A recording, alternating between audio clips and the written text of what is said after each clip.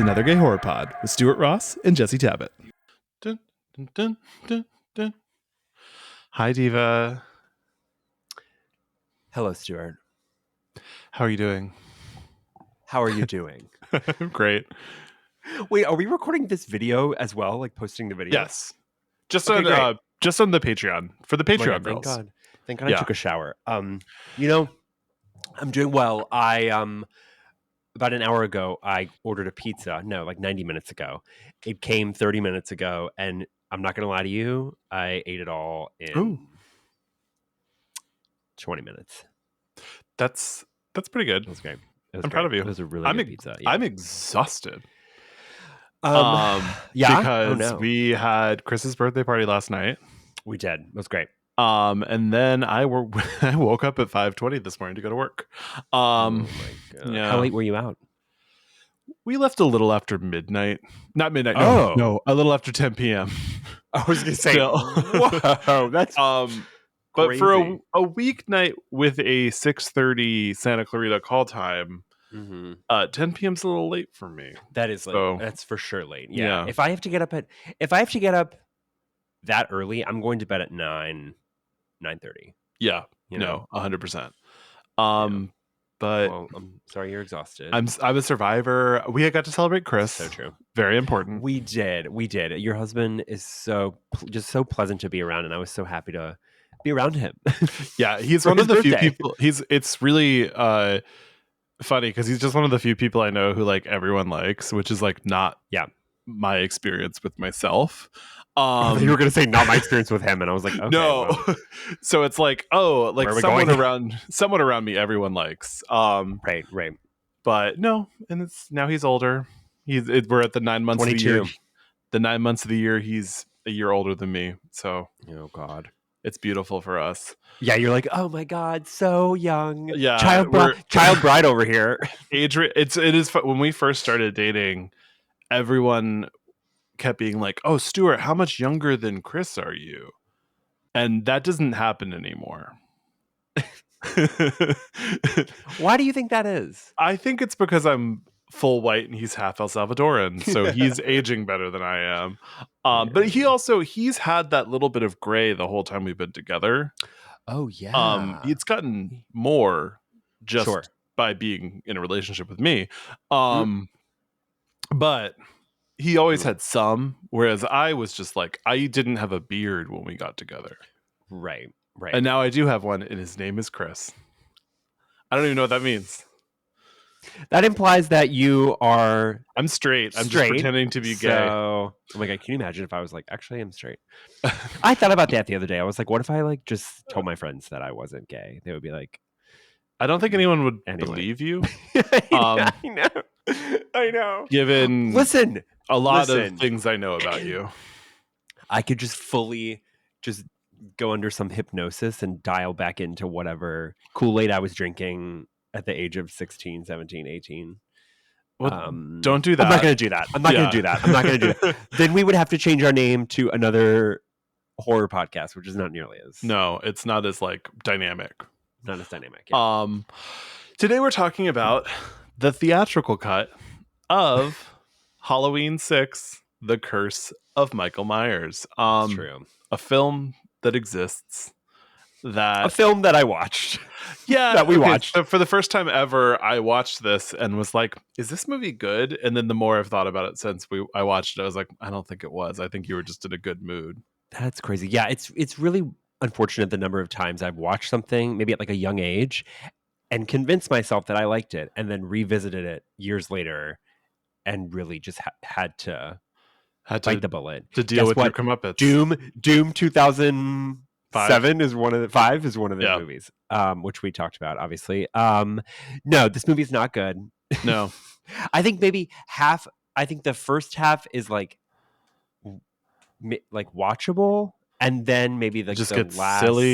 silly. Yeah, I think fully like the last quarter of the movie is like very like messy. Just straight up like, let's throw whatever we can at the wall. And because we're historians, historians, podcasters, Patreon hosts, we're covering the full theatrical release for everyone. video available on our Patreon. Mm. And then we're going to do a watch along commentary immediately after this of the last third of the movie, which in the producer's cut, which until this time was the only version I'd seen of this movie. The producer's cut Mm. is substantially different in the last act. So we're going to That's go through wild. you and me and watch it together. You for the first time, me for the 100th. Yeah. I'm so excited because like I just said, the last 20-30 minutes are so chaotic. Yes. So I'm curious to see Very how chaotic. much the producer's cut differs from the theatrical. Yeah.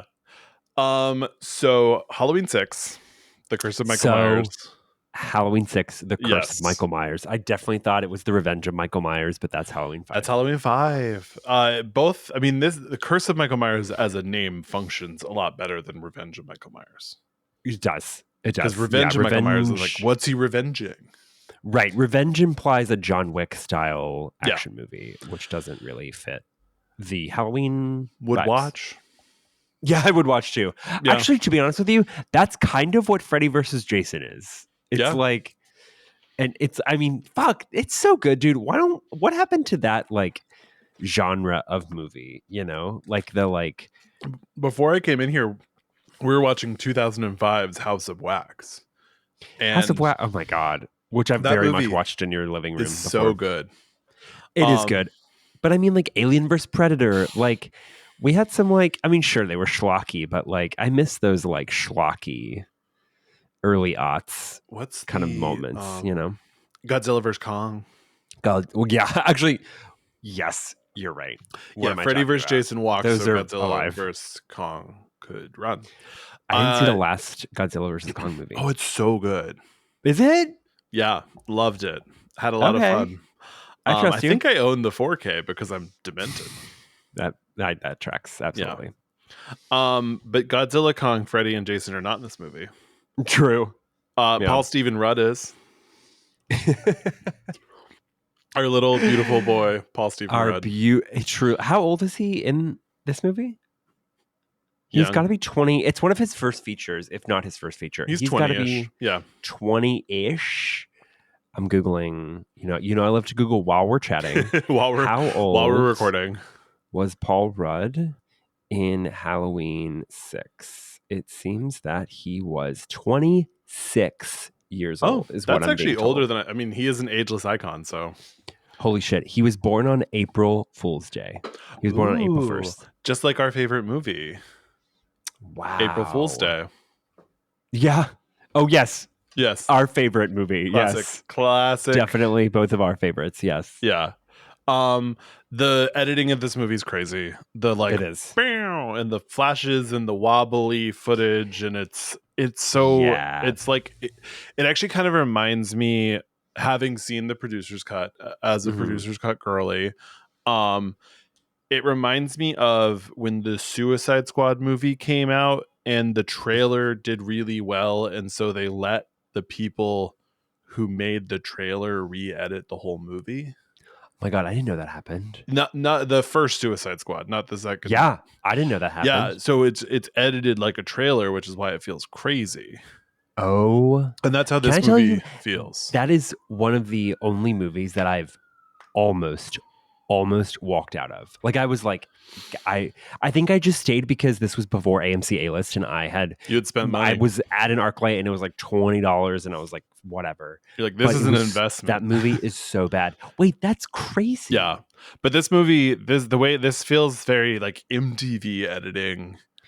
Like it does. It's very cable, direct to DVD. And guess what, honey? This movie is still better than the first 5. Suicide Squad. Oh, and Halloween 5. Yeah, I don't know if okay. I think style wise, even with my qualms, I think it's better than 5. I'll agree with that. Just because 5 is so like summer, and it we discussed with Lucy that it feels like a summer movie, and it filmed in May, whereas this filmed in fall, and it feels like fall. Yeah, and also like there wasn't, it like abandoned a lot of what was set up in 4, and so there was like a bad taste in our mouths. And this is just even kind of worse at that, but Yeah.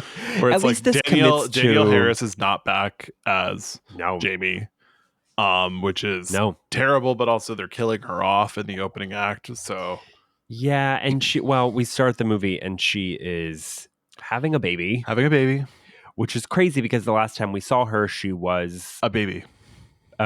Yeah. She was maybe 10. Yeah. So, I didn't know what I was looking at. I was like, oh, I don't think, is this Jamie? Like, who is this? Yeah, But and it takes a while for someone to be like, Jamie, go with your baby. Like, because there's like a nurse who's there to help Jamie escape with her baby. And she's like, Jamie, take your baby. And then Michael Myers comes out and of nowhere.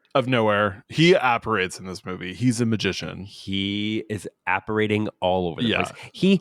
He and Dr. Loomis both apparating. And I'm glad that you brought that up because that supports my theory that this is all in Dr. Loomis's mind. Like the way people can just appear and disappear. Yeah, it's a dream. He's on his deathbed, and this is how he's recalling to his memoirist the saga of Michael Myers. Christopher Nolan watched this movie and then immediately wrote Inception. He was like, Inception? Yeah. He watched this movie and wrote Memento, and then he watched this movie again and wrote Inception. Yeah, because he forgot that he wrote Memento because he himself is a memento. I love Memento so much. He didn't see the Memento tattoo right here, and he was like, Inception. Dark Knight Rises. Yes, his little tattoos. Christopher Nolan actually, fun fact, allegedly watches Halloween 6 before he writes every single movie. That's how I write, which is why I never actually get any writing done because I watch Halloween 6 and I go to bed. My writing process is watching a movie and then immediately falling asleep. And then not doing it and not writing. My process is not doing it. Classic writer behavior. Classic writer. So we get some narration from Paul Rudd saying that Michael and Jamie vanished in 1989. They haven't been seen for 6 years. And sort of like some people think they're dead, but some people believe that they're not dead. Some people don't. Yeah. It's really like it's a Schrodinger's Michael Myers of like, well, he could be dead or he could not be dead. We have to open the box. Right. But then, so where are we? I know it's tough to tell where we are because this movie takes some bold swings away from the last movie. It was also wild for me watching, and let me know how you feel, watching Paul Rudd not in a comedic role. I mean, he's hilarious in this movie. It's just not intentional. I know, and I wonder when this movie came out if people like laughed at his performance, like, I wonder if there was like an inkling of like, oh, this guy would be a great like lead in a because he's not comedy. He's not great in this movie. No, well, no one is, you know. Yeah, this isn't like I mean, the last two were not the best movies ever, but the whole time you're like, well, Danielle Harris is really good in them. Yeah, and she's completely not in this one. So, I mean, Loomis is even kind of is checked out in this. Yeah, well, and a lot of his scenes are actually on the cutting room floor of this movie because when the Weinstein brothers bought the franchise after 5, and they did a really kind of rigged test screening and took control from the director and really cut it up and MTV'd it up and cut a lot of a lot of Loomis out. So we don't get sued, allegedly. Oh, is it real? Because they have the producer's cut is out. Oh, so we know the difference. Okay. Like there's a ton of scenes that are in the producer's cut that are not in the theatrical cut. No, this has been widely reported. We're not. The Weinstein brothers have a lot more on their plate than another researching who's bad mouthing. Yeah, who's bad mouthing Halloween 6. Then the 12th highest media podcast in Croatia. I got an email the other day that was like definitely fake numbers, and I was like, I don't think we're in Croatia. I don't think we're hitting. You're like, where's Croatia? Yeah. I want to go to Croatia really bad. Actually, no, I don't. I mean, I do. I kind of want to go. I've heard it's beautiful. I love just letting you work out your feelings out loud. I mean, Eastern Europe is like I want to go to Croatia really bad. Actually, I don't want to go. I kind of want to go. I heard it's really beautiful. Well, I mean, I think really bad was a little hyperbolic. I would, if anyone was like, you know what, Jesse, let's plan a trip to Croatia. I'd be like, okay, let's do it. Sure. You know? Yeah. Back to regularly scheduled programming. Yeah. So so Jamie escapes. She takes her baby. She's driving a car. Michael Myers is driving a truck after her. This man tries to stop Michael Myers and he kills him. Yeah. Then we get a flash pop to the Strode Realty sign. Oh God! Because we're back started on with the Strodes. We're back at like our fifth Michael Myers house. It looks radically different from any other iteration. Yeah, because houses used to just change. Yeah, and when you work in real estate, you just live in the murder house you're trying to sell. Yeah. Classic. We need like a real estate sort of like drama with the Strode family. Like I need to know Strode's trying to sell the Michael Myers house. So yeah, we need some sort of like Money Pit-esque movie. I don't know how that hasn't been pulled off or pitched. It probably has. I'm tired. Yeah. We get we're introduced to the the man in black is in Danny's room. Oh yes, should we he's having clarify? A nightmare. They never clarify. So when we say the man in black, we mean so in the previous film, like toward the end of the movie, we see a figure in black break Michael out of jail. Yeah, right. And that's who you're referencing now. Is the figure in black is back? And yeah, I think everyone's on board with the man in black. I think the beloved folk character from the Halloween franchise, the man in black. He frees Michael Myers from jail. He explodes something. He's I don't know. Yeah, I can't talk about the Men in Black. Here comes the Man in Black. Man in Black. Galaxy Defenders. We hear a radio show. What's the name of the radio show? I don't know, but Haddonfield loves a radio show. Yeah, literally everyone in the whole city is listening to it. We have Kara Strode listening to it. We have Dr. Loomis is listening to it. Yeah. We have Paul Rudd is listening to it. We have everyone's listening to it. Barry Sims, the Barry Sims radio show. That was me vamping while I Googled Barry Sims. That's a pretty good name for a radio show. Yeah. No, they like the main character. The first main character of this movie is the Man in Black. The second main character in this movie is early 90s shock jock radio. Yeah. Very Howard Stern. Yes. And everyone's listening to him, and he's talking again about the story of Michael Myers and Jamie Strode and Jamie Lloyd and where are they and are they dead? And people are calling in and saying that they see Michael Myers every night and blah, blah, blah. But we get Jamie calling in from a bus station because she can't call 911. She can't manage to call 911. But she can call the Barry Sims talk show. There's a radio playing in the station, and she's like, you know what? Next best thing, calling in live to a radio show and talk saying, radio. Help me. Which, I mean, honestly, in her defense, works. It worked. So, listeners, if you're ever unable to dial 911, instead consider dialing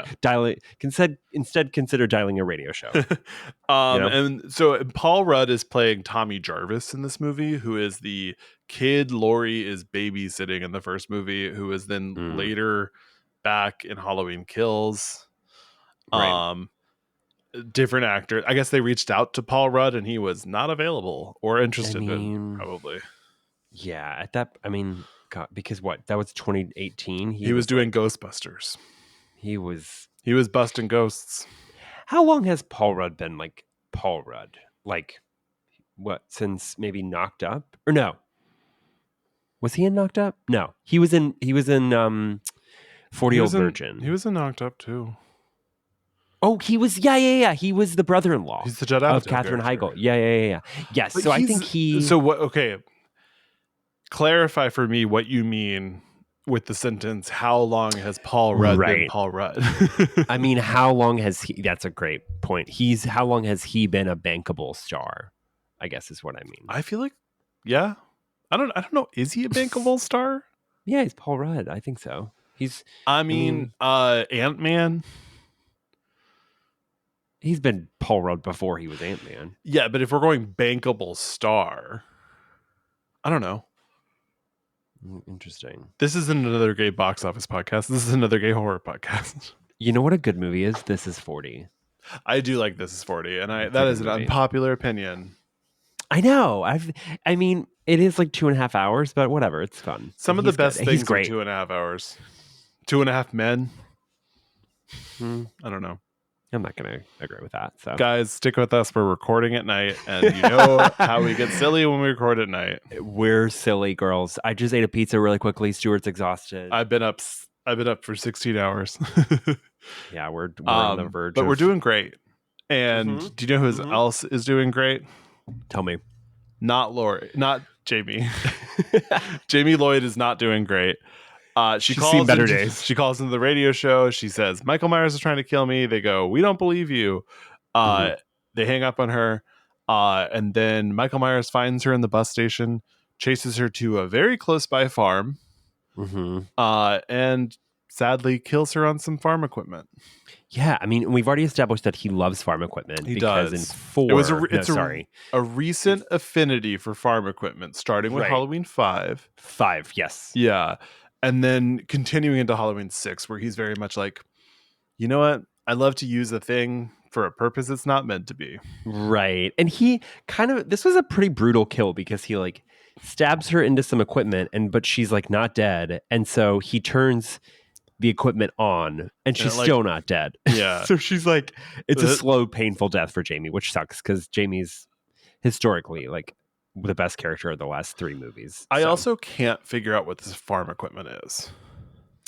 Didn't we say corn? Maybe. For corn. Listeners, if you are looking at some farm equipment and you don't know what it is, you can assume corn. You can assume it's for corn. It also just seems like its sole purpose is taking blood out of Jamie's body. It's a corn gutter. Gutter. Yes. Well, you know when you want the guts of the corn. Yeah, exactly. Yeah. We go back to Kara Strode, who is Kara's dad, who's named John, would be Laurie's adopted father's brother. Laurie's adopted father's brother. Yes, I think that's correct. Yeah. Who, when Laurie died, none of these family members took in Jamie. They just said, go live with strangers. Who's the housewife that's like, I'm nodding like she's like, I'm listening. I'm nodding like I'm listening. It's Giselle. It's Giselle. Yeah, that's it. Do you understand what I'm saying? Yes. I don't understand. Yes. Anytime we try to break down the Strode family. The family Strode. The family Strode.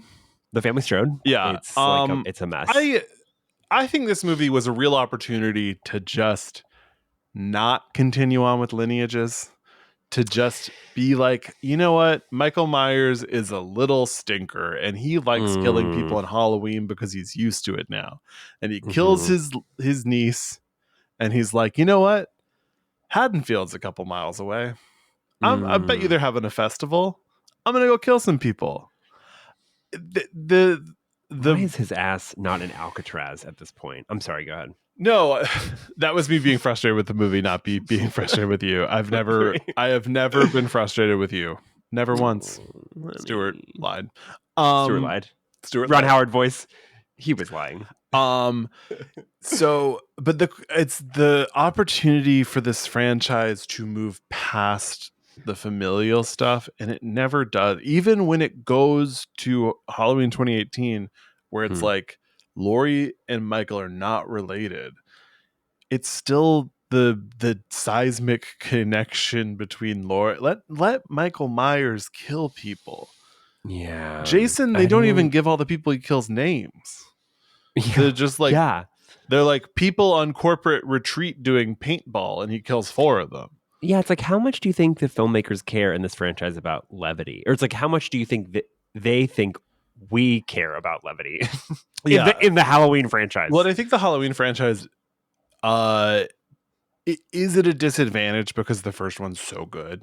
Yeah. And it's such lightning in a bottle, and it really and I'm saying this as a Halloween #1 girly, Mm-hmm. shouldn't have been sequels.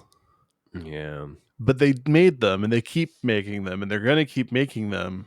And they're just stuck on the same, like, I don't know, let Michael kill people. No, you're right. It is Hollywood. What's the expression? It's the worst part of Hollywood in a nutshell. It's like there was an IP that worked, and now we're just going to keep milking, and it worked again in 2018. Well, so and, I mean, and the issue with what I'm saying right now is besides the remakes, the absolute worst Halloween movie, which we were talking about with Lucy, is Resurrection, which is the one where the characters have the least to do with the lineage. They're just in the Myers house, and he comes back and he's like, I'm gonna kill him. Right. Counterpoint, Tyra Banks does make a latte, yes. that, right? So I think that if you talk about hot ice cream one more time. I'm not going to talk about hot ice cream. I'm the one who brought it up, so you did, yeah. Jokes on me. Jokes on me. Okay. Back to Halloween 6. Yeah. Deborah Strode is giving me she's giving me Diane Wiest. Deborah Strode is so Kara's parents suck. Her mom's her dad's abusive. He calls her son a bastard in front of both of them. Yeah. He's yelling at his wife.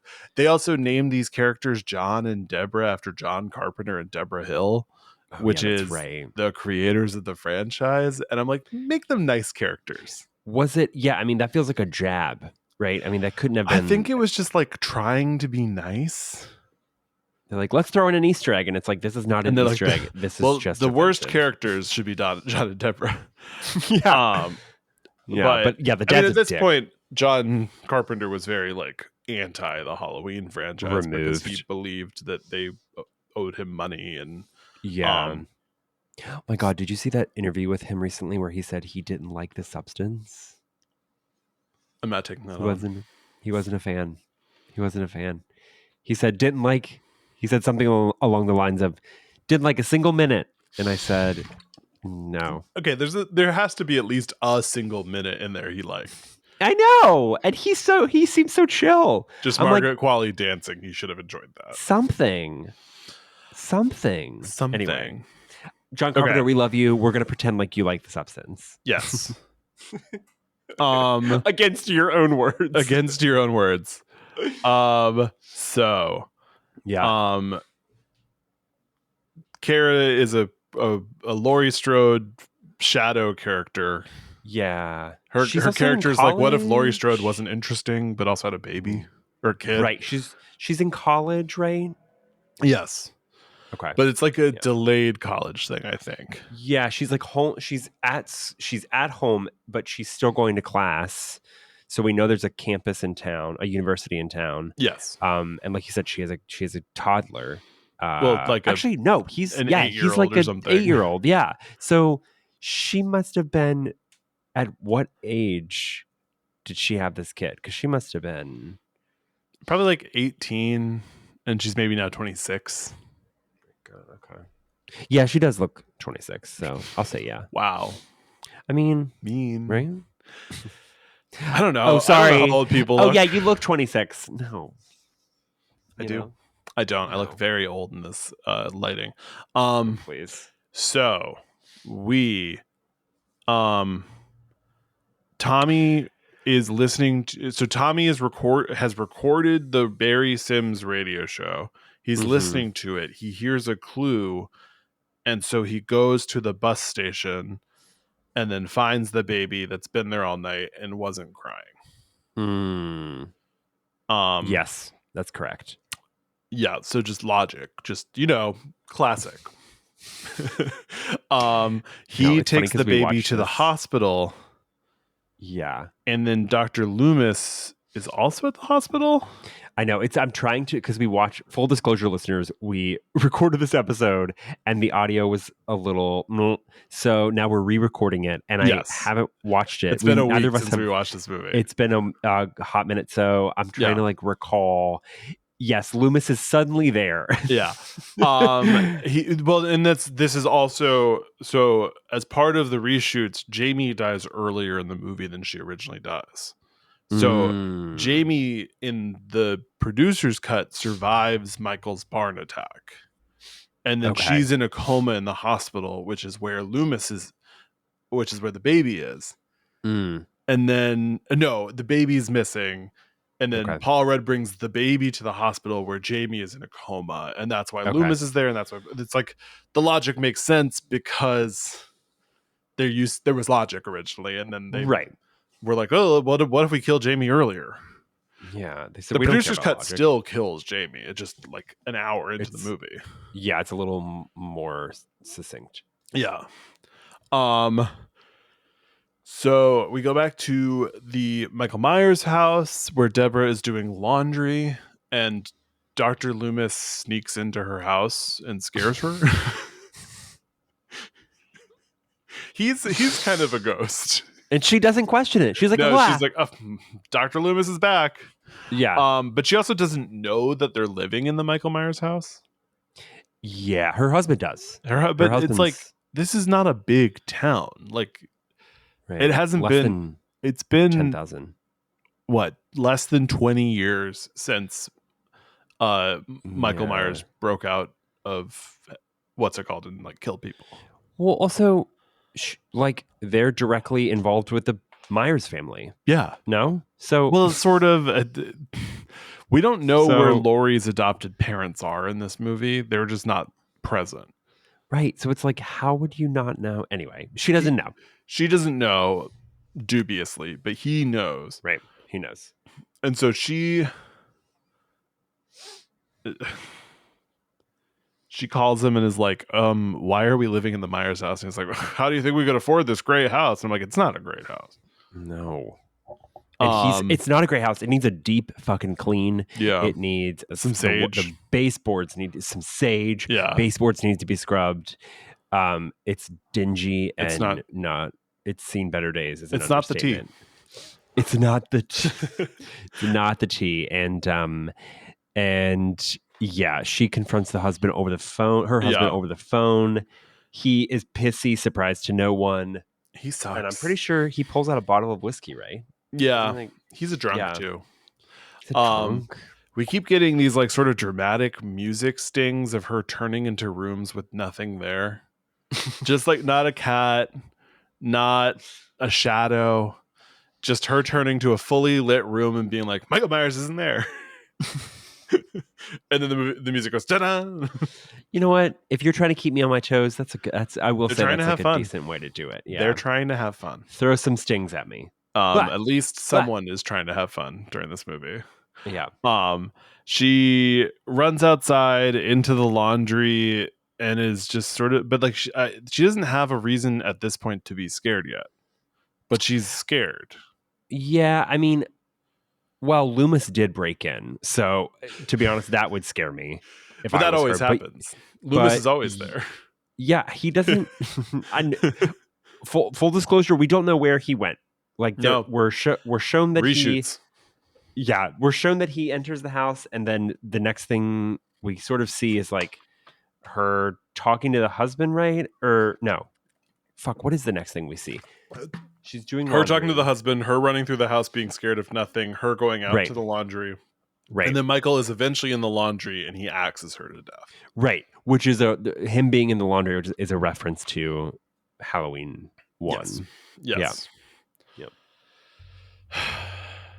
So Kara returns home, and she's looking for her mom and her son, and she can't find either of them. And then she goes through the whole house and then goes up to a bedroom and finds her son with Tommy and a baby. Yeah. Which is menacing. Menacing. Yeah. What are y'all doing in here? What are you doing here with my Danny? What are you doing here with these kids? And where's my mom? And why are you in my house? I don't know why I gave her a southern accent. She should have had a southern accent. She should have had a southern accent. No one in this movie knew what movie they were in, and I don't know that that's their fault. No. Yeah. I don't think I think just you get a Halloween movie and you're like, great. And then you like look at the Great. script and you're like, Sure. runes? Yeah. I mean, at this point, we've established that Paul Rudd's character is kind of a creep because he loves to stand and stare out the window. Yeah. Very Michael Myers coded.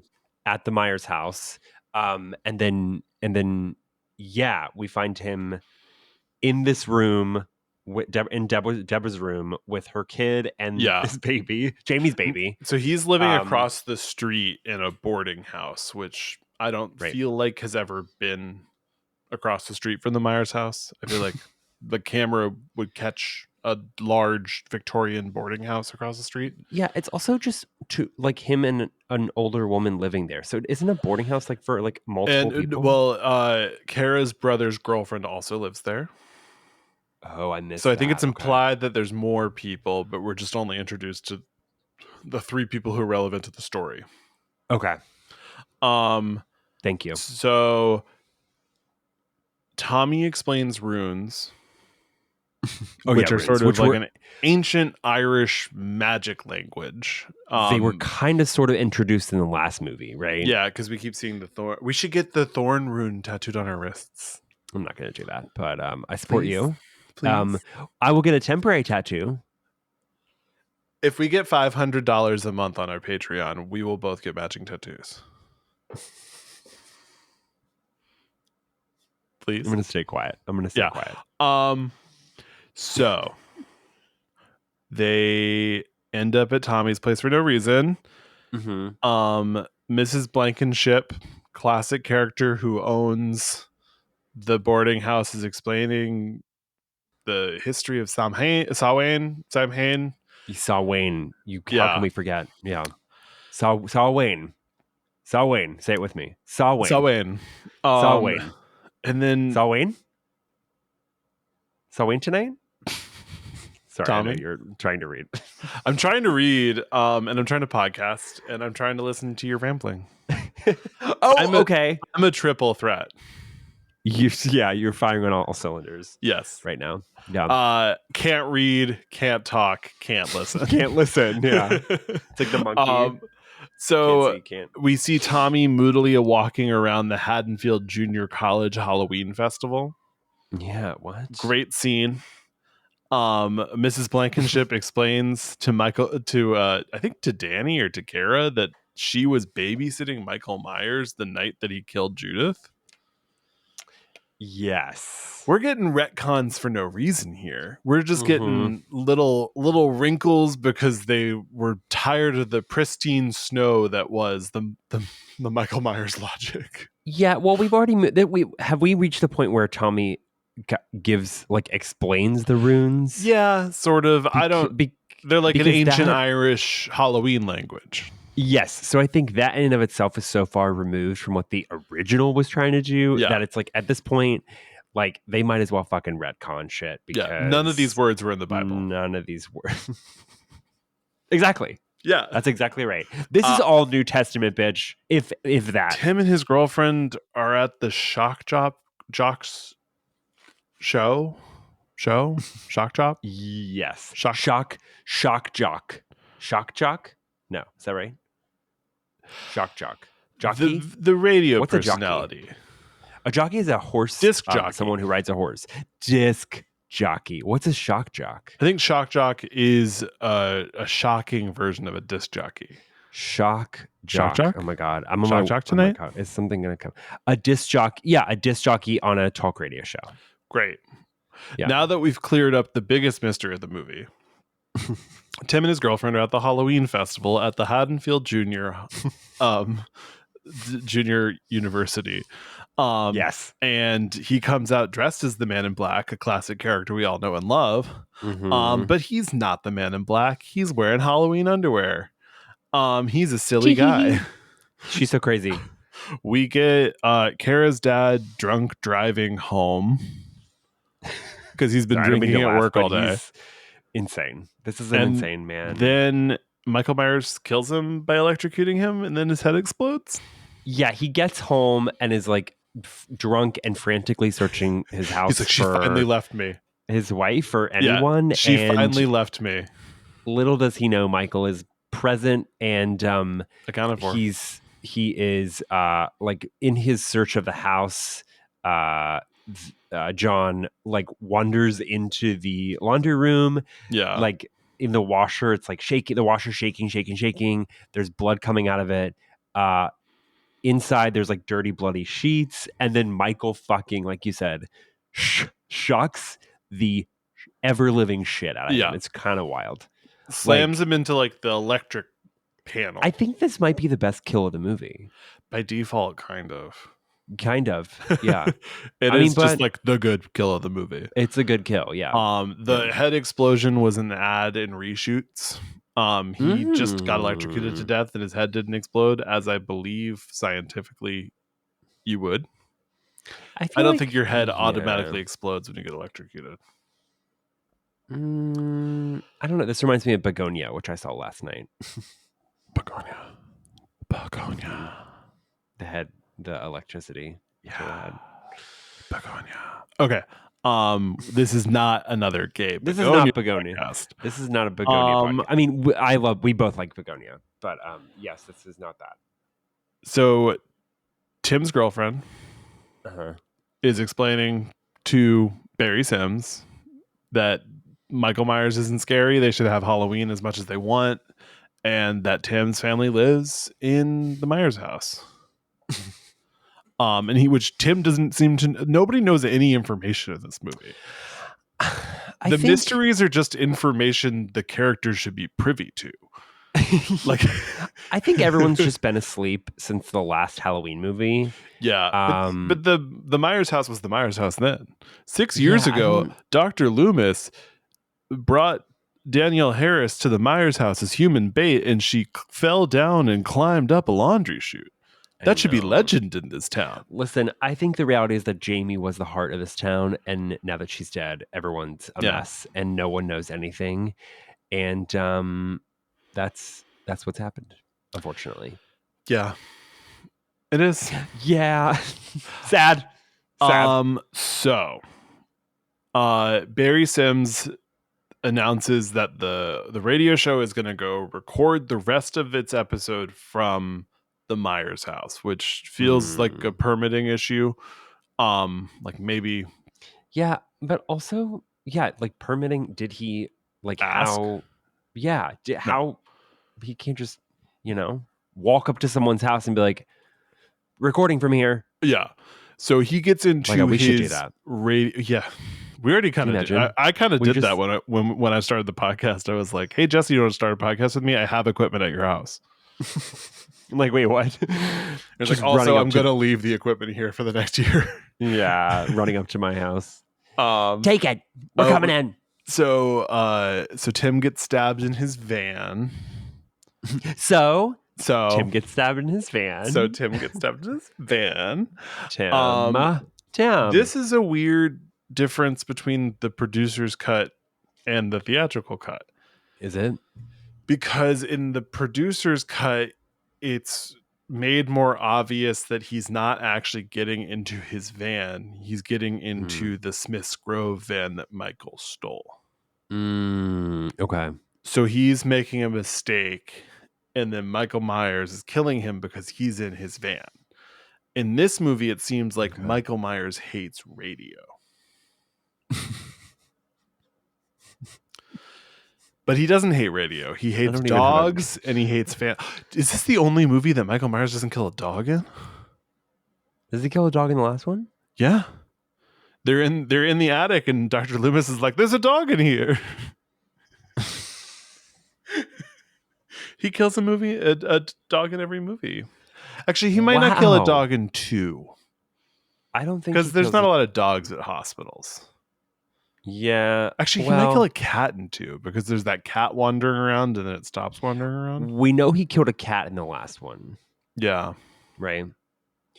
Because in the barn, they were like looking for a cat for like 87 years. Oh, wait, and then I don't think he killed the cat. He didn't kill it. I think the cats just get covered in human blood. Oh, okay. Classic. Wow. Okay. we'll need to circle back on that because I don't. What if next year we just cover the Halloween Curse of Thorn trilogy again because we've both forgotten everything that happened? Yeah, but in the context of does Michael Myers kill pets? We're mementoing this podcast. We don't remember anything that happens except for our tattoos, which you won't get with me. Like I said, Christopher Nolan watches this before he writes watches single Halloween screenplay. 6 before he writes every single screenplay. So and good for him. Yeah, good for him. What a king. So I think I forgot. Okay, I think I forgot. Same. So Dr. Wynn is a character in this movie. He's ultimately the big baddie. Dr. Wynn is in one scene of Halloween 1978. Is he? He is. And so I forgot this on our Lost episode. But he is the person who's telling Dr. Loomis what they did to keep Michael from getting away. He's like, oh, we set up this and we did that. And he's like, he doesn't even know how to drive. And then Loomis goes, well, he knew how to drive last night. So Dr. Wynn is the character that allegedly taught Michael how to drive. A seminal plot point in this series. Yeah, well, we know Michael. He is a classically trained driver. He drives everywhere. Yeah. No like slasher operates a car like Michael Myers. No, I don't think Jason couldn't drive a car. No. We need a Fast and Furious movie with Michael Myers. We need a baby driver with Michael Myers. With because the Michael Myers mask. Can you imagine? I'm putting together a crew. Who's the getaway driver? Michael Myers. No, but the joke in Baby Driver is that they're all wearing Mike Myers masks because the person got confused. Yeah. So. Oh my God. Do you think that's what this was in reference to? Probably they could just recast every character with credible accusations against them in Baby Driver with Michael Myers. I think it's just Kevin Spacey and Ansel Elgort, but I kind of forgot about that movie. That's a good chunk of the cast. Yeah. Isa Gonzalez, free. Yeah. Put her in a movie. John Hamm? Isa Gonzalez from Godzilla vs. Kong. Was she in the three body problem? I don't know. Chris read those books, and my favorite joke is, what's the sequel? The four body problem? And he goes, you don't even know anything. And he's right. He's right. He's right. Oh, great show. Sure. So, where are we? Danny starts to hear the man in black's voice while Kara calls over to her house looking for her mom. Mm-hmm. Beth goes back. Beth, who is Tim's girlfriend, Tim, who is Kara's brother, they go back to the Myers house. It seems like they're having sex. I think this is a good time to let you know that in my notes I wrote, the brother has crazy earlobes. And that's what Beth likes about him. I don't those really wild earlobes. What was happening? So he goes to take a shower mid-coitus. Yes. He asks for a towel. Mid-coitus. Michael Myers little tattooed wrist hands him a towel. Because he's fun. Michael Myers said, you know what? I'm going to play around a little bit. Yeah, cover those bits. I don't want to see the bits. Yeah. He's a Christian woman. Michael Myers is a Christian woman. Michael Myers, God first. God first. Michael Myers is always saying that. Michael Myers has a rosary in his hand. He has a rosary in one hand and a towel in the other. Yes. In this scene. And then Michael Myers kills him. Because he's a murderer second. Christian first, murderer second. Listen, bitch, in the year 2025, that absolutely tracks. That's all you can do. Sometimes that's all you can do. Christian first, murderer second. So Kara is watching. She's watching from her Tommy Doyle pervert nook. Her own house. She calls over to Kara and is like, hey, Diva, Michael Myers there? Hey, Michael Myers there? Yeah. And she's like, I don't think so. And then Michael Myers comes in and kills her. I don't think so. Hey, I don't think so. And then and she she sees sees this all happen. all this happening, and then she looks down, and Danny is just walking towards the house, and she's like, "That's not good. Yeah, I don't her want son. I don't want my son at the Michael Myers house." Yeah, why is he doing that? I forget why Because the he's man just in like black walking. was like, "Come to my house, Danny." Yeah, the Man in Black has some sort of like psychic hold on him. Yeah, which relatable. Um, really quick, I did write down. I forgot to touch on this. The mom, Deborah, she's dead, but I wrote down that she looked like a Cola Scola character. Oh yeah, Um, so I just needed to I need to put that out there. Cola Scola So, meets Diane Wiest. exactly. Yeah, Exactly. That's exactly classic right. combination. Glad I got that off my chest. So anyway, the Man in Black is using his psychic question mark powers To bring Danny to the Michael Myers house. Yes. And Yep. Kara follows him. She finds her brother and his girlfriend dead in bed. And then she finds Danny and Michael Myers. And then she tells Danny to run. And then she runs, knocking Michael Myers down the stairs. Mm. Tommy and Loomis show up outside and they're just like, Once again, should we go inside? And like, no, I don't think so. Dr. Loomis popping up out of nowhere with a bottle of whatever. Whiskey. He's a peanut butter whiskey guy, probably. Whiskey in one hand, Four Loko in the other. Yeah, he's got to stay up all night, baby. And yet he's swallowed like 3 Ambien before moments before, and he can hold a concealed gun because gun safety doesn't exist. God first, gun second, murder third. Where's the baby? I don't know where the baby is. I don't know. I wrote down there are scenes that feel missing. Yes. So Michael grabs her ankle as she leaves, and it kind of sounds like it breaks, and then she just sort of like hobbles away. Her being Kara, the only woman left in this movie. Yes. It's actually a very male-forward Halloween movie. Yeah, it is. You're so right. So it's Beth, female nurse, the mom, and Kara and Jamie are like the characters. Yeah, but I actually think this is the first movie in the franchise, correct me if I'm wrong, that sees, at the end it's like a couple, essentially, like in it together, quote unquote. Yeah.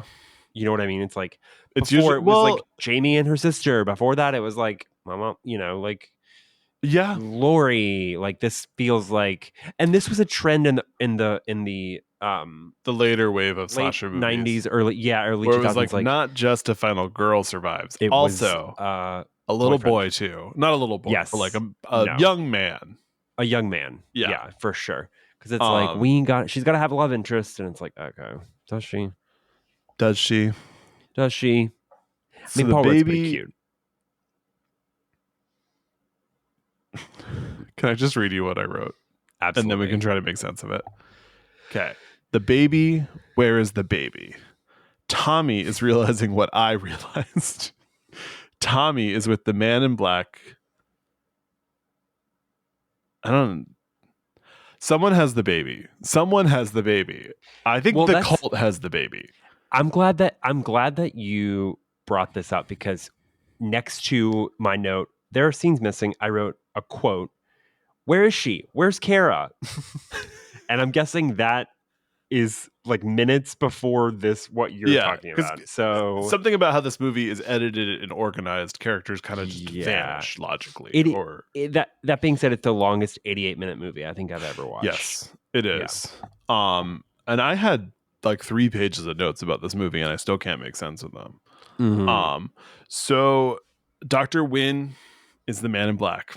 Classic character, classic reveal. Right. It's the Luke, I am your father reveal of our generation. I'm not sure about that one. So I don't know about that. So Mrs. Blankenship is a cult member too. She has a little knife. Yes, the Uh, Mrs. Blankenship, owner manager of the boarding house across the street from the yes, Myers who was house. babysitting Michael Myers the night he killed Judith. Kara Yes. jumps out of the window to the ground and then passes out and wakes up in the Smiths Grove sanatorium. Yeah. Wait, I feel like you skipped something, but at the same time, this movie's skipping around in the latter half. So I think we're where we need to Yeah, be. we're in the home stretch. We're in the home stretch. Smiths Grove Sanatorium cult. Mm. The Cult of the Thorn. So Wynn and Loomis are talking, and then someone knocks Loomis out.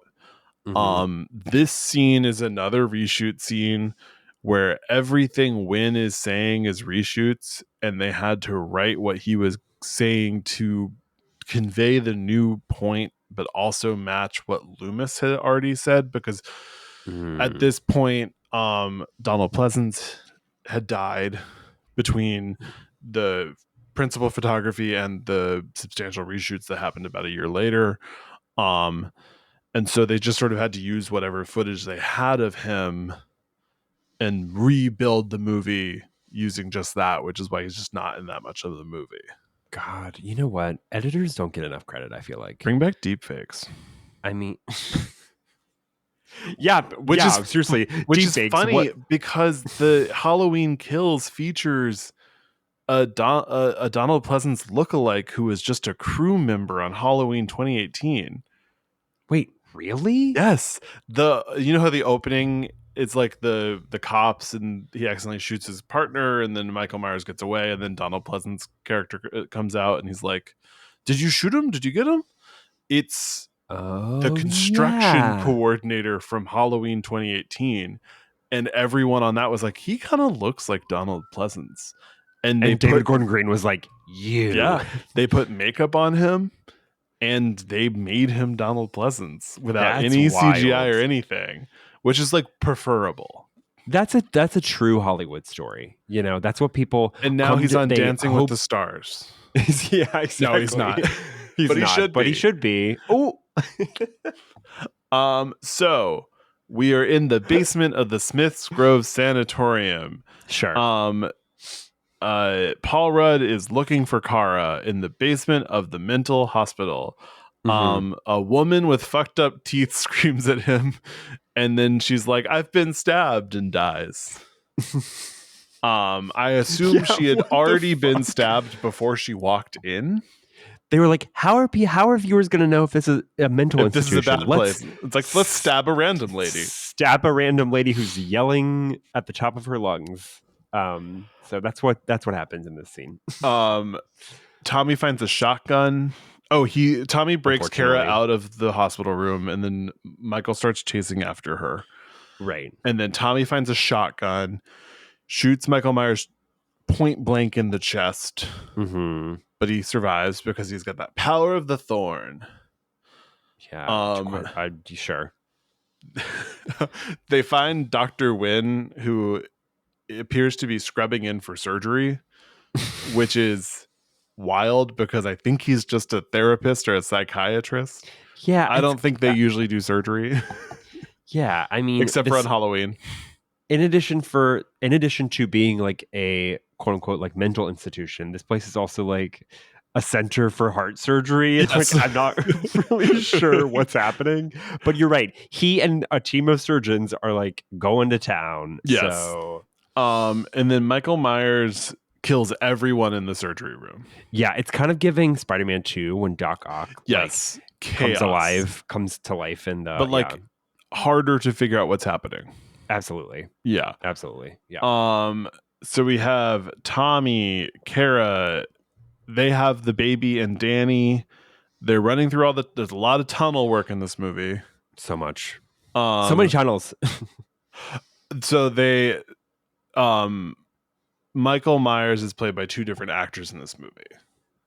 So he's played by one in the original shoot, and then they didn't like how bulky he was, so they hired a thinner guy for the reshoots, which is why he looks radically different between scenes. This movie. I also think there's a lot of scenes where Danny is kind of hidden by shadows in this stuff because he would have been like a year older. Oh, okay. Because this whole thing Wow. is reshoots, pretty Okay. much. You can feel that. You can Yeah. definitely feel that. Yeah. They walk into this very strange room that's just covered with pictures of babies.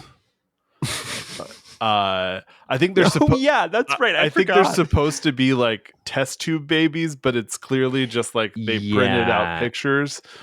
It's it much like the runes angle of the plot. They're like, let's toss in like a.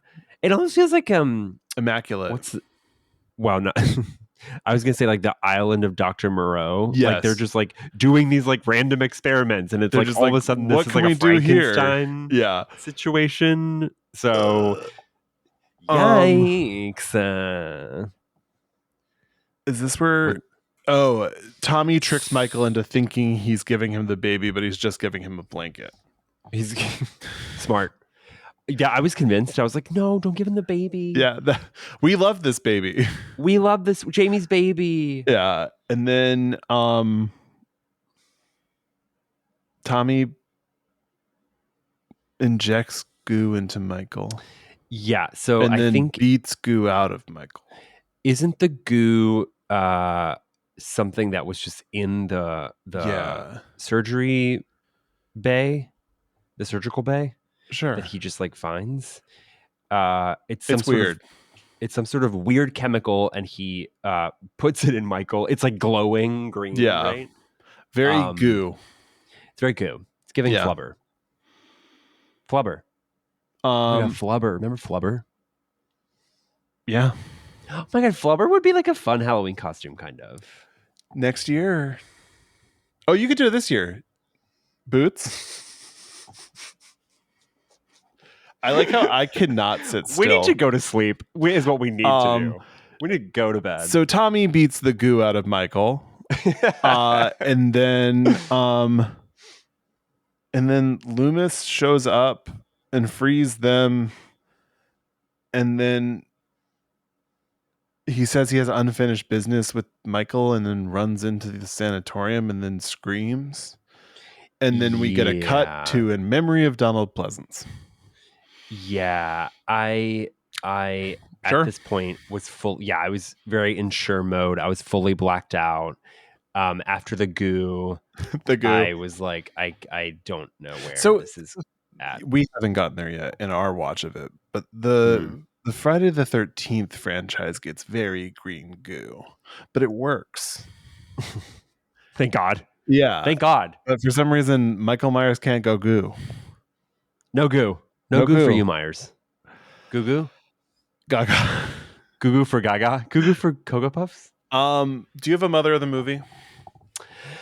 It's hard. We've been doing Mother of the Movie for a while now. Off and on, missing and weeks I usually for just no reason sometimes. I know, yeah.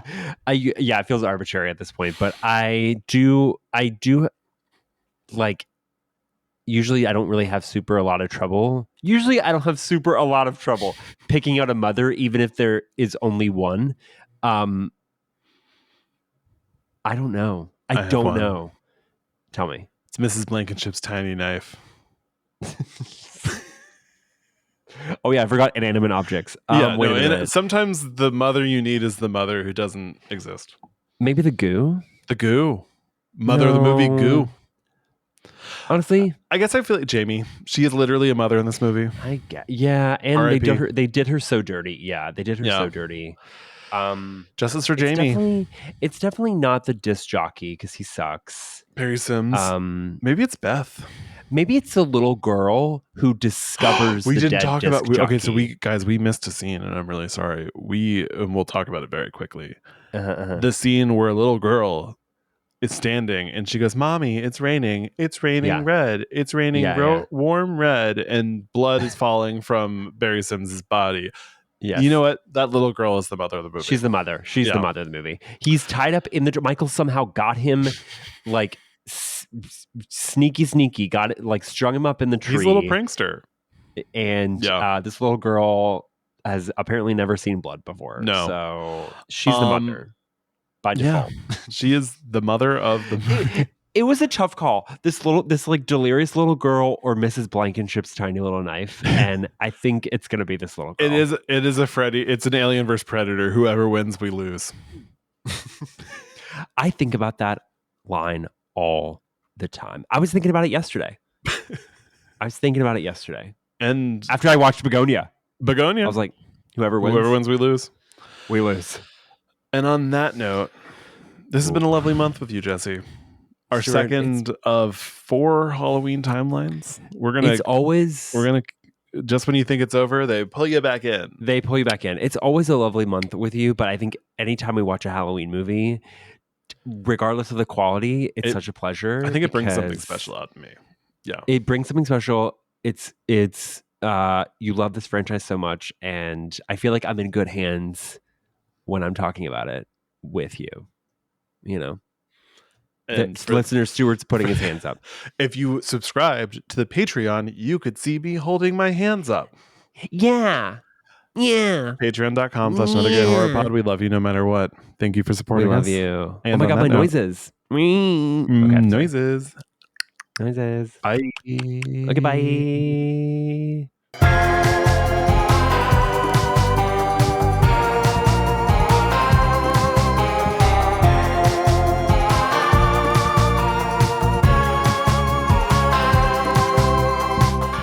This podcast has been presented and produced by Stuart Ross and Jesse Tebbett. Edited by Stuart Ross. All recording equipment provided by Photo Booth Productions.